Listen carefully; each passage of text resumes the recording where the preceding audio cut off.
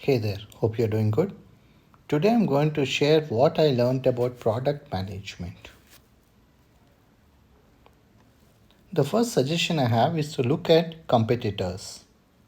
If you have an idea and a competitor does it, you can rethink the value of adding it to your product. Or you may find another app that does it in a better way than you originally imagined, which you can copy. And of course, there's nothing wrong in copying when someone else is doing it better, right? Not copying would just be ego at that point. When you look at competitors, it's easy to lose your perspective. So you should have the self confidence and the stubbornness to do it your way unless you're convinced otherwise. As a product manager, you should feel comfortable making decisions with incomplete information or based on a bet as to what the future will be. So Future Cam, the startup I ran, is a camera app. And I bet that iPhones will be used for more and more high-end, more and more technical photography like SLRs, where people want all the controls and they're okay with complexity. That hasn't happened. People still want simple apps with less controls. So that's part of the reason why the startup failed. But you can't help making a bet. You have to skate to where you think the puck will be. In any product, you have feedback cycles to help the product improve. You should have short cycles. Even if it's a paid app in the initial days, make it free to get more users and shorten the feedback cycle. After which you can make it paid if you want. If you need 20 iterations to improve the product and each takes a month, you're dead. You need fast iterations, which means more users giving you feedback. This is one of those things where you shouldn't have multiple goals at the same time. The first goal should be to build a good app, which requires short feedback cycles, which requires a free app. Generate multiple ideas before picking one, since the first one you come up with may be bad, and if you have only one, you tend to get attached to it. Whereas if you have multiple, you're able to compare them in a cold and logical manner. And we humans are better at comparative things than at absolute evaluations. If I ask you whether a bison or an elephant weighs more, you can answer. But if I ask you what's the weight of a bison, you may not be able to answer. Before you build a product, you need to define the target users, put it in writing and share it with the team. For example, for FutureCam, the target users are people who use a relatively new iPhone, are passionate about photography. Like everyone will tell you if you ask them that they are passionate about photography. But the minute you ask them to put in some effort, like attend a workshop or watch a 25-minute YouTube tutorial or anything of that kind, maybe go to a nearby lake for photography. Not you happen to be at the lake and you click a few photos, but go specifically for photography. The minute you ask people to do this, many will give you excuses and they're not really passionate about it. They're not willing to put in effort for it. And people who want tasteful, understated photos, not garish effects like, making your lips red and so on. And defining who is not in the target audience is equally important.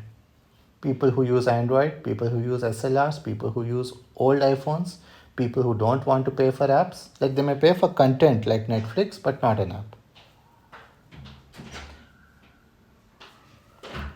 Don't ask people who are not in the target audience for feedback, since it's a waste. It's worse than useless. It causes you to lose confidence in your product, in your plan. A product should have an identity. Say no to features that may be good but are in conflict with the identity. For example, FutureCam was a camera app. You took photos in the app. It was not an editing app that you already have a photo and you open it in FutureCam to edit it. When people asked for editing features, I said no. There are a lot of editing apps. Either build for yourself or build for others, but don't flip flop. Some people say you shouldn't build for yourself, you should build only for others. I won't disagree with that. If that's what you want to do, do it. But the worst thing is to keep flip flopping. If you build for yourself, build for yourself.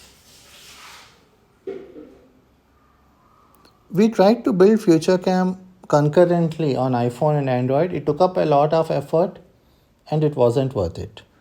So the lesson is to validate the product on one platform. FutureCam had some great and unique features. For example, we had a light trail video, which is this, which most apps don't have. They have only a light trail photo or a liquid shutter where you can change the shutter speed after capture. We had some unique features like this. But we also had features like light painting photos and time lapses, which other apps had. That wasn't really unique. There are a bunch of time lapse apps on iPhone, and ours wasn't unique. So don't build these Me Too features. People will tell you you should build a complete app with everything you need. Don't believe that.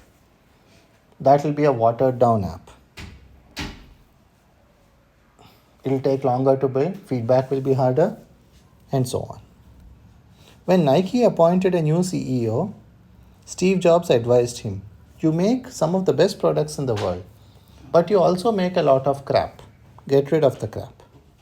Similarly, if you have two great features, don't dilute them by adding 6 okay features. Moving on. When FutureCam wasn't working, we did side projects like a tax calculator. Don't do that. Out of a desperate hope that maybe this will work. It won't. Have more wood behind fewer arrows. Give your 100% to one thing like photography. If it doesn't work, shut down the startup, but don't do things randomly. Have a long prototyping phase of a quarter or two where you iterate with different ideas, talk to users, etc. before you build it as a production quality tool. That's what I would do if I were doing it again.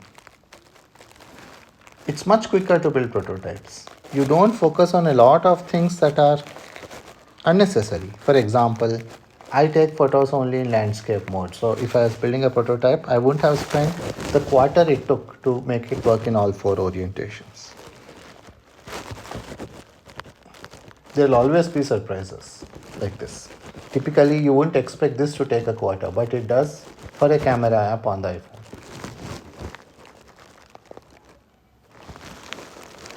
In a prototype, you can support only the most recent iPhone. And when you open the app, it asks you permission to use the camera and photos. If you say no, it's okay to crash in a prototype. Even if you say yes, it's okay to crash the first time, and next time you open it, it can work. It's okay to support only one size of an iPhone screen. You don't need to follow Apple's guidelines. Right? So building a prototype is like probably 10x faster and easier than building a real app.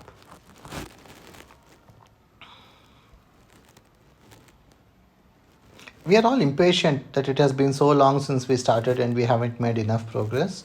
But it's important to let things remain fluid longer than we are comfortable. Don't prematurely nail things down. That's like rushing to finalize the floor plan of a house and building the wrong house. And since it's made of concrete, you can't change it. We want to make progress, but this is a situation in which our emotions mislead us.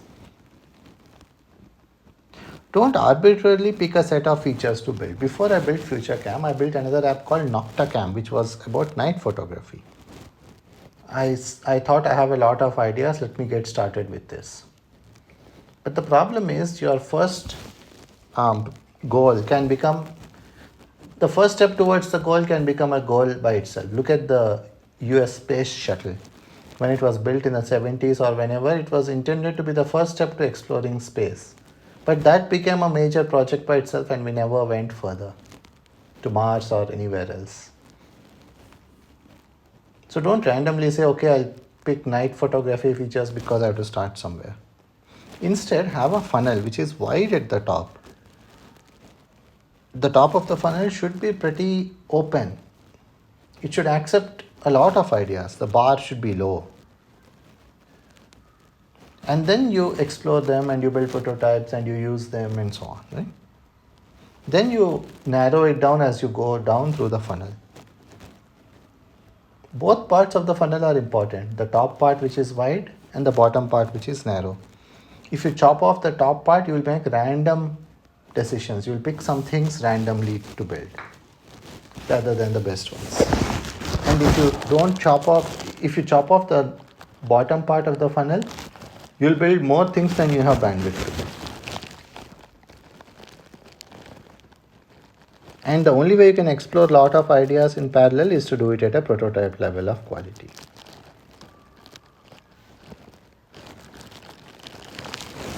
Products go through stages, and what's important at one stage is not important at another. I made a separate video, I'll link to it. But the point is, I wasted a lot of time thinking about the pricing as an example. What is a pricing model? Do you pay before you download? Do you download and then pay? Do you get a free trial? Is it a subscription or a one-time payment? If it's a free trial, is it based on time or the number of photos, like you get 10 photos free? Your brain, at least mine, has a limited capacity. Overloading it with things that are irrelevant at this stage will distract it, causing you to lose focus on what really matters and messing that up. So don't even tolerate any discussions about these. Don't even think about them. And put this all in writing. At this stage of the company, what matters is A, B, C, not X, Y, Z. Put that in writing, share it with your team, and don't even think about X, Y, Z now. If you like this, I made more videos about other topics in product management like the funnel and analytics, and I link the playlist in the description. If you'd like to work with me, my consulting link is also in the description. Thank you.